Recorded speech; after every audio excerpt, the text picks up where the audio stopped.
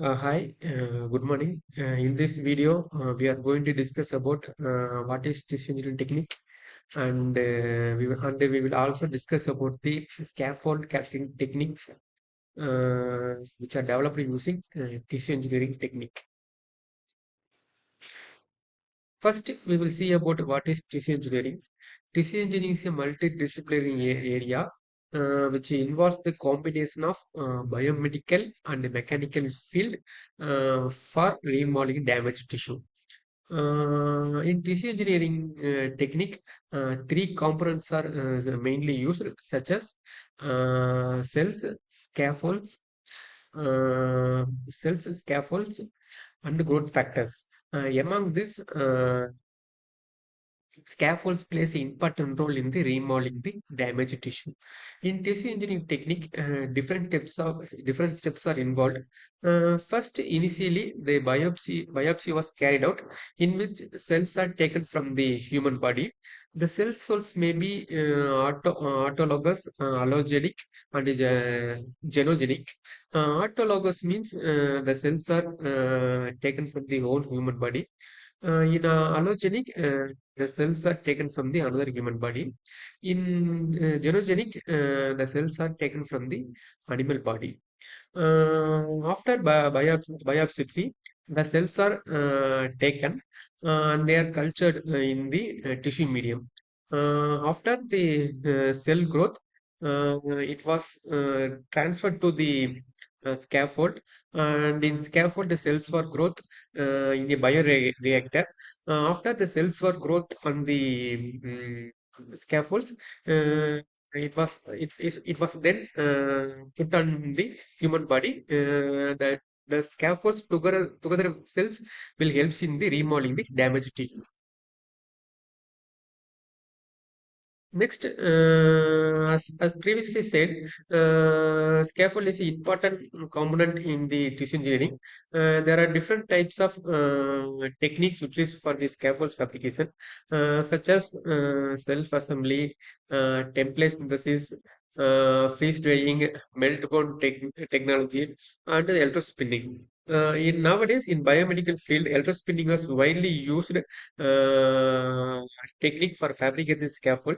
Electrospinning is a technique which involves nanofibers for fabricating a scaffold. And why we use electrospinning means it can ability to produce the fibers in nanoscale, which helps in the cell proliferation adhesion, favoring the new tissue growth. This is the schematic representation of the electrospinning technique. Electrospinning has three components, mainly syringe pump, high voltage pump, and a collector. Initially, the polymer solution was loaded on the syringe pump. Uh, then the end of the needle was connected to the high voltage supply. Uh, in syringe pump, the flow rate was controlled. Initially, when the voltage was applied, the polymer solution was converted into nanofibers, and the nanofibers deposited on the cultured drum. Next, we will after fabrication, the scaffold was sent to the various physiochemical characterization techniques to validate its suitability in the tissue engineering applications. The various character techniques performed were scanning electron microscopy, FTR analysis, current angle measurements, AFM analysis, TG analysis, and tensile strength.